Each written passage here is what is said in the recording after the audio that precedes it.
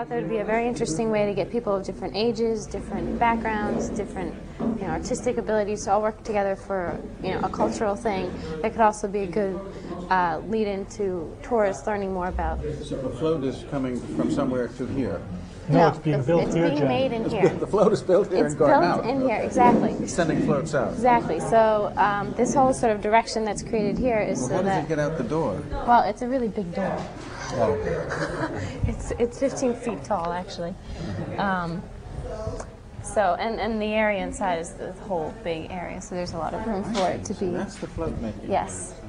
And sort of my visualization of how this would work is sort of, take however many months to make the float, and on the day that it's, unveiled, people would come and sit along here, and this is a cafe. Cheer and watch, and it'd be, they'd all come out, and they'd, go up North Street, down Hanover, and come back around, and this is actually sort of a graveyard for old floats. old floats.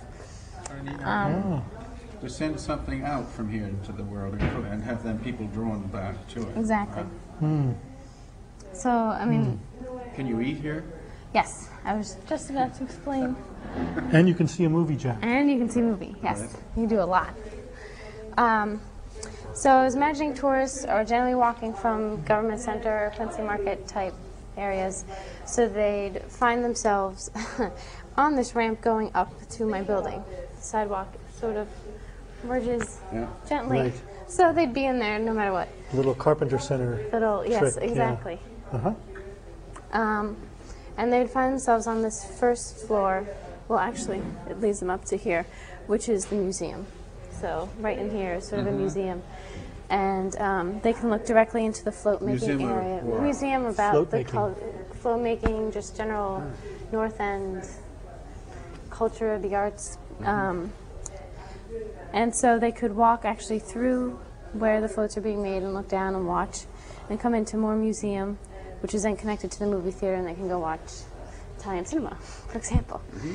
And for the people of the North End, they're sort of coming more from this direction, I imagine, and be led into this building, which is where there's the wood shops and the metal shops and whatever. Metal shop, right. Which all open out into the float building. Into the float building areas. And you can continue upstairs past the museum to the third floor, where there's sort of a couple smaller workshop areas for people who, just want to build their own thing, not necessarily for the float. And then on top of the theater on the third floor, there's the cafe onto this balcony area, right in here, exactly. And then we have little garden areas. I was trying to, as Sarah probably told you, there's a lack of light in this area. So it's a shaded garden. It's well, I incorporated some water. I was hoping maybe that would help. I also the siding for the arts building was actually sort of the reflecting glass. I don't know exactly what it's called. So you wouldn't be able to see it, but it would hopefully be reflecting the light that actually appears. So this wood here is actually glass. And how these came about. Actually, I don't quite know how these exact ones came about. I knew I wanted to, to capture the light that came in. I wanted it to be sort of show that something special was happening in here. And they're made of translucent material, some copper. They're obviously hung off the building. It seems like they were coming out of this building. Yeah, they were. Yeah, even in my junk model, you can see I was playing with sort of direction of the tourist, direction of the North End, something somewhat normal, and then something happening. So that's not quite as coherent, confluent as this flow. Right. Yeah. This one has something happening, and this one has something coming out of the building. Right, Yes. Right. Now, this, on the other hand, seems to be coming out of this building like this. Right. To me.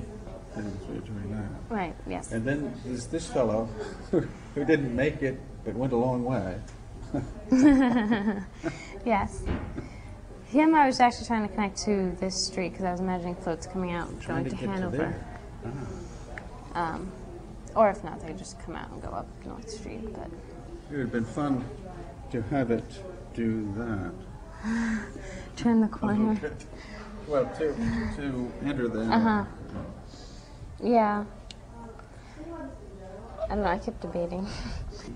The cafe thing would be a better draw for people to drop in and just have a coffee or see somebody in the thing. If we're down and there down on Yes. that, Yes. or we're down in here or something. Yeah. I think the street level might be a terrific attractor, and then get tables out onto the space. Right out here. Yeah. Maybe right there. Yeah. Yeah, my initial just, Yeah. I was trying to connect our store. What do they need? They need supplies. Right. Well, maybe the yeah, maybe the art stores up here yeah, that you bring people through the whole. Yeah. Or sell food and art supplies. I also like the fact that you have, as Jack has described it, established a very clear relationship to this thing and to this thing. So you've connected yourself to the context.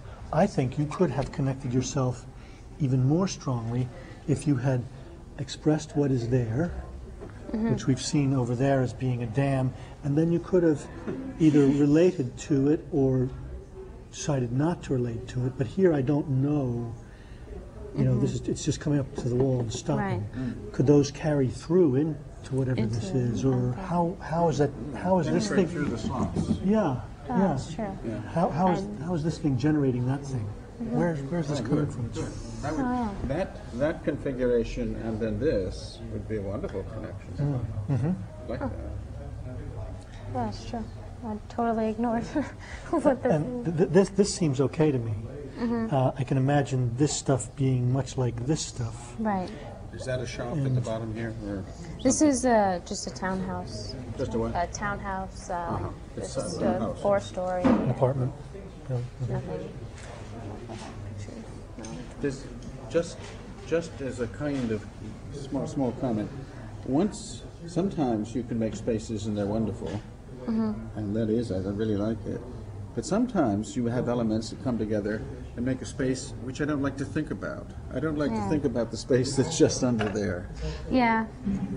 Yeah, I was hoping, I don't know, because initially I wanted, this plane to be for the artists that are working in here, and this plane to be for the tourists that are coming out of the movie theater, the cafe. I'm just talking about the 2-foot high space. Yeah, exactly. That's one of the Which problem only areas. armadillos might be in.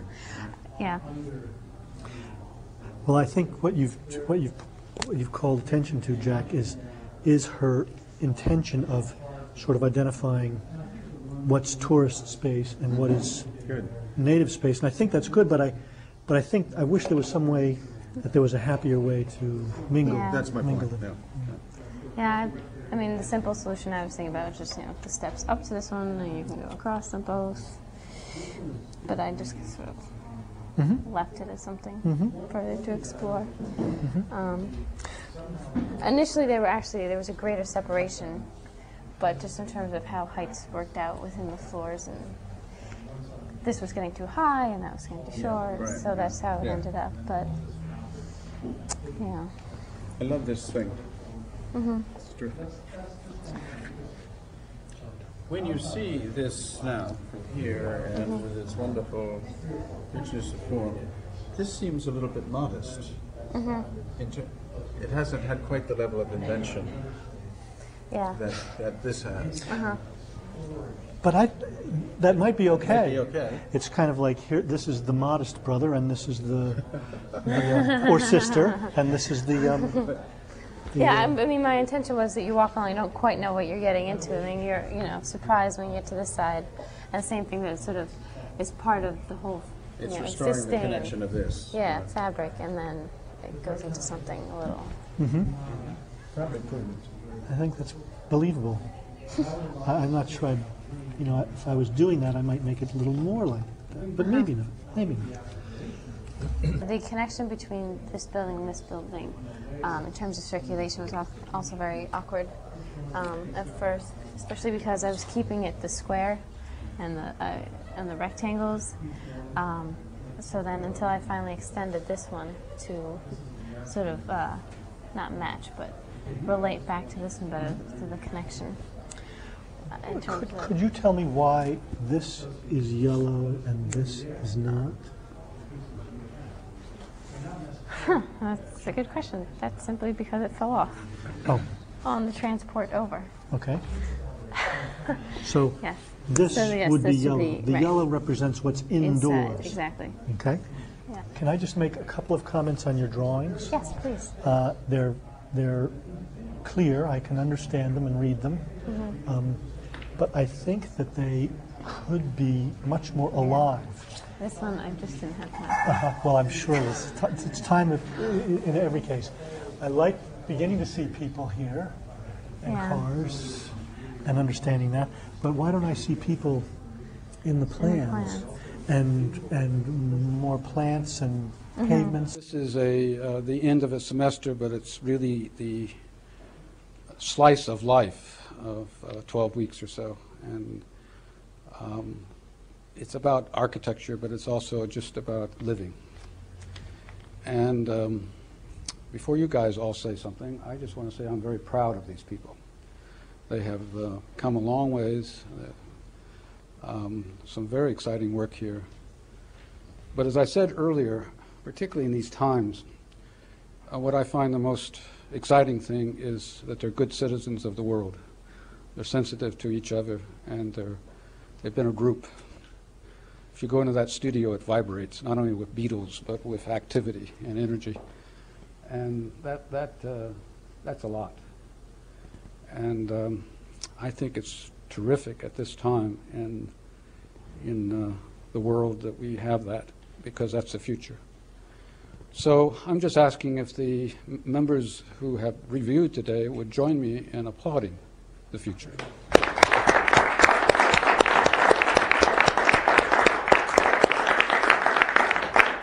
This is the time of the year that I give out some awards.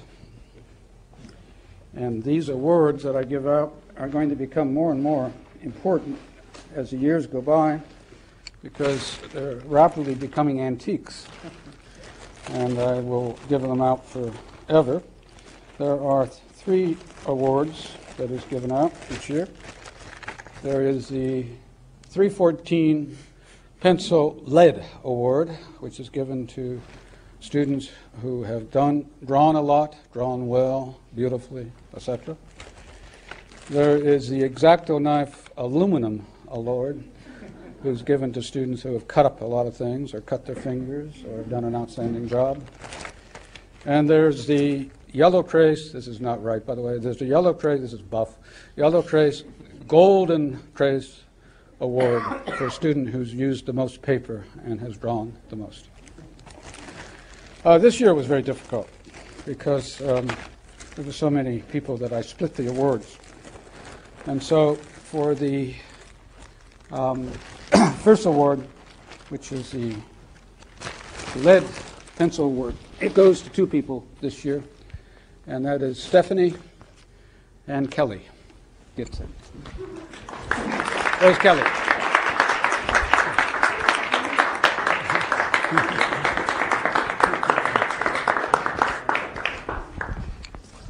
And the aluminum award, and there's 2 of those this year, and they go, one is obvious, right? Goes to Philip, and the other one to Laya.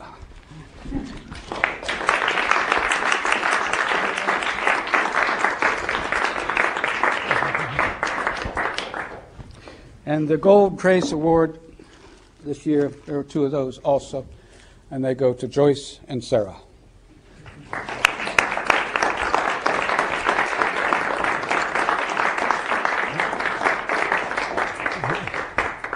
Here.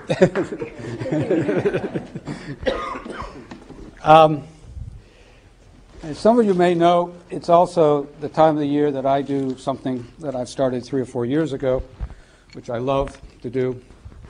I give a donation to the library, which I love because I don't have to fill out any forms. I don't have to do any POs. I don't have to talk to anybody.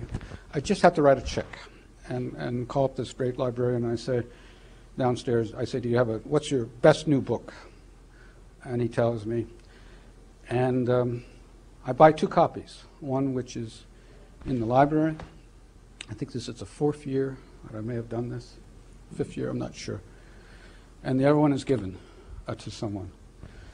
And the reason for that is that our community, this architectural community, is made up of the faculty, it's made up of the students, but it's also made up of the people that are in this room who are reviewing.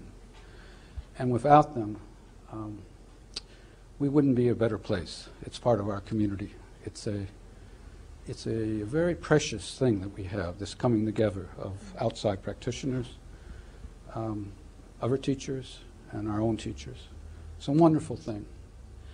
And the best you can get is a parking ticket, of which Hetty just told me she probably got. And it's outrageous that MIT can't do better than that. But it's very, very important for the education of people to hear your voices. And so each year there's a book, and there's a front piece, and there's one in the library, and this is another one. And this one reads this year, "Presented with appreciation to Steve Emmerich, who over the years has served as a visiting critic to the studio of Jan Wampler." December.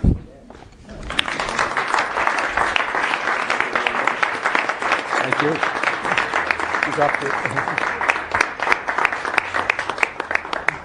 That's why I asked you for a favor if you would stay with me. And so he has to go through.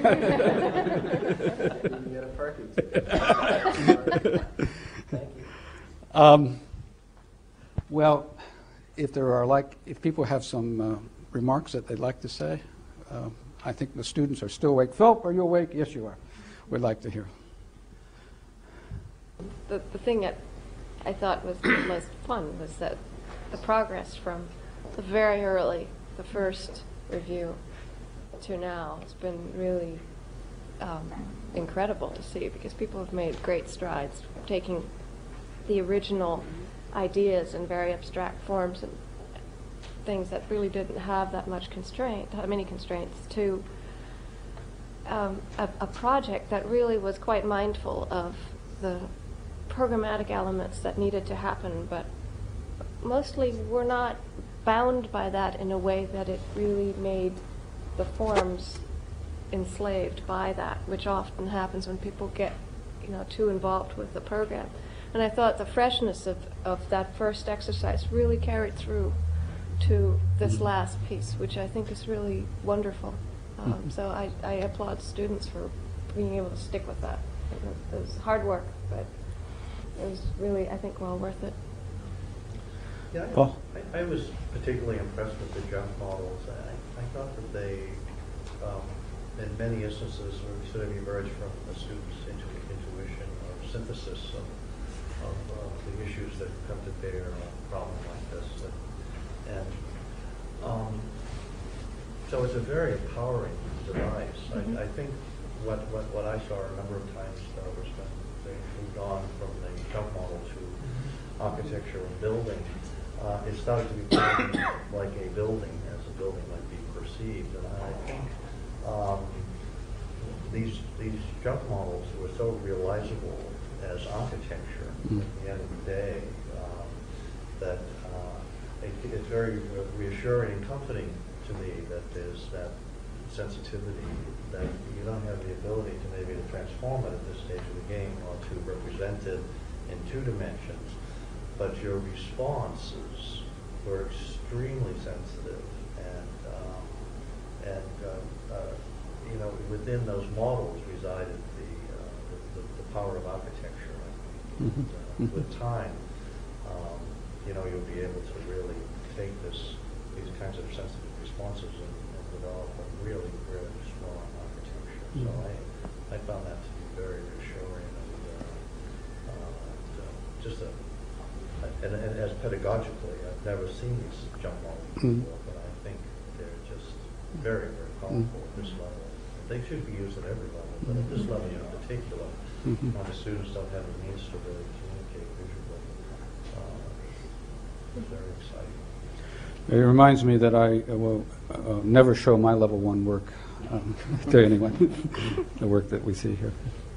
I find that this chunk model process, which is... I think one of the most interesting things for me this semester has been the program and the sort of open-ended nature of it. I think one of the strengths of that is that it's enabled some of you to latch on to things which may seem outlandish at the get-go, but they're things that you're really personally invested in.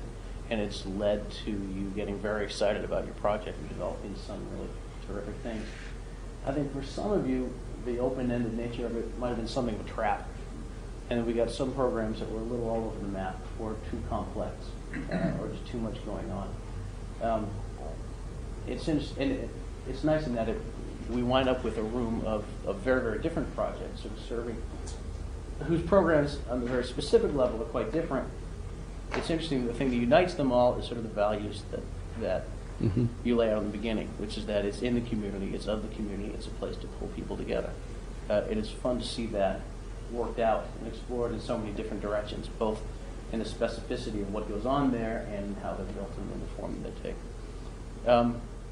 Really tremendous work throughout. One of the very best studios I've seen. You all should be very proud. I'd just like to just echo and just say the diversity of projects, given the same site, the same sort of constraints, is quite wonderful to see.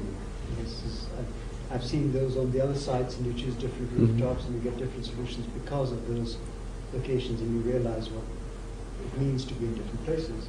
But being in the same place and then choosing something that is hopefully a passion of yours or an interest of yours, is something that you begin to see as being necessary for the North End, leads to those different solutions, and the diversity of that makes it very rich, because you can learn from each other's kind of different explorations.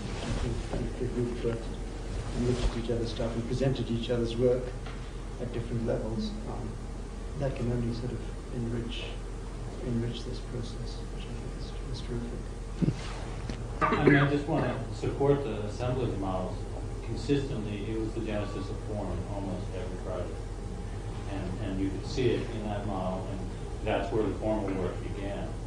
And, you know, you say they got tempered down as they became buildings, but in the spectrum of where they could have started and where they could have ended, I think that assemblage model started them onto a path that, you know, was a very diverse solution, and the program drove it, but the actual method of work is based on interaction with pieces and then gathering them and assembling them, yielded just a huge array of work that is eminently buildable, unbelievably executed model. I mean, work, you know, for 8 weeks is a lot of work. But it was a very strong path formally that started from these pretty sketch models compared to other formal ways of working. It really stands out in the result. I wanted to thank all of you. This is by far the favorite part of the class for me, is getting to talk to all of you and go. And it's always kind of ironic because the times when I most want to run back in and I have all these new ideas, like project's over, it's always kind of sad and almost a wrong way to approach things. I don't know, but this is like, now I want to run back and I have all these new ideas and I have all these new perspectives on the same problem, and I find it so helpful and so nice to be able to talk to so many people from different backgrounds that you come from, and to be able to get that kind of feedback. And I really appreciate that. And it's helped me a lot to see, you look at the same thing every day, and you get into a move where you only see it in one way, and to be able to talk to so many of you just helps me to see it in so many different lights, and I find that really helpful. So I just want to thank all of you, because I really do appreciate the time that you take to come and talk to all of us. So would the students join me in applauding the reviewers?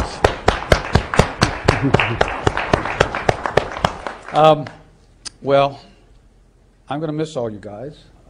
I would like to take you all to Berkeley with me, and also all the reviewers, the whole team. Let's just go. It's warmer and it's nicer climate and beautiful campus. We could have a great time. What's that?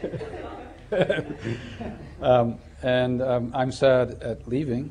And of course, I have my usual threat. I haven't given the grades out yet, so I may give you all incomplete so we can continue in Berkeley. It's been a great studio. I really have. All of you have become very real You're all very, very strong people. And again, I just want to say thank you. It means a lot to me.